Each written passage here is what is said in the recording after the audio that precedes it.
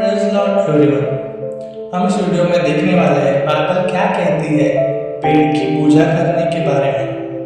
हम देखते हैं बाइबल में यहेजकेल की पुस्तक में उसके 8वें अध्याय के 14वें वचन में लिखा हुआ है, तब वह मुझे यहोवा के भवन के उस फाटक के पास ले गया जो उत्तर की ओर था, और वहाँ स्त्रियां बैठी हुई तम्बूज के लिए रो रही थी। तब उसने मुझसे कहा, हे मनुष्य के संतान, क्या तूने यह देखा है? फिर इनसे भी बड़े घृणित काम तू देखेगा।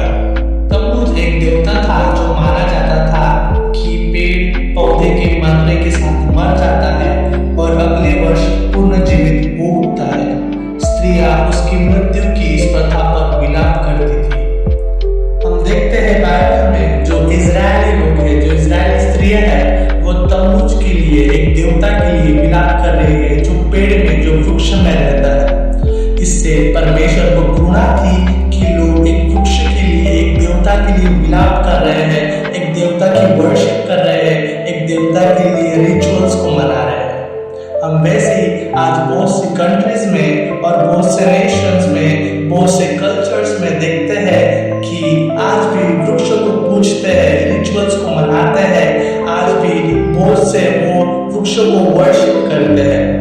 हम देखते हैं जैसे हिंदुइज्म में, हम देखते हैं जैसे बौद्धिज्म में, इन सब रिलीजन्स में ये लोग वृक्ष को मानते हैं, ये लोग वृक्ष को पूजते हैं। जैसे पीपल का वृक्ष हो गया, जैसे बरगद का वृक्ष हो गया, जैसे तुलसी का वृक्ष हो गया, ये लोग रिचुअल्स को मानते हैं। जैसे कि धागा बांधना, दिया लगाना, धूप जलाना, ये इन रिचुअल्स के जरिए वृक्षों को पूजते हैं, ये इन रिचुअल्स के जरिए उनको मानते हैं। ये लोग ऐसे मानते हैं कि जैसे ये वृक्ष सूखने के बाद फिर से हरे हो जाते हैं, वैसे ही इंसानी जीवन भी मरने के बाद फिर से जीना है, मतलब कि रीबर्थ, पुनर्जन्म है। ये लोग इन वृक्षों को पुनर्जन्म के रूप में भी देखते हैं कि वह इंसान मरता है और फिर दूसरे इंसान के रूप में या प्राणी के रूप में जी उठता है।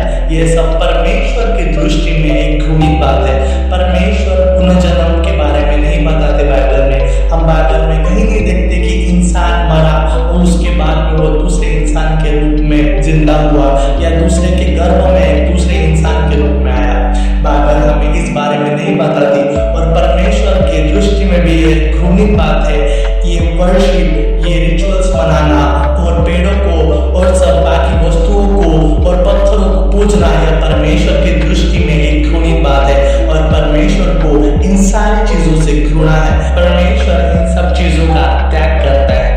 हम वैसे ही देखते हैं कि जैसे इजरायली लोगों ने बहुत से पापों को किया, उन्होंने बहुत से मूर्तियों को पूजा और बहुत से वस्तुओं के आगे बलि चढ़ाई और परमेश्वर का शाप उनके ऊपर आया।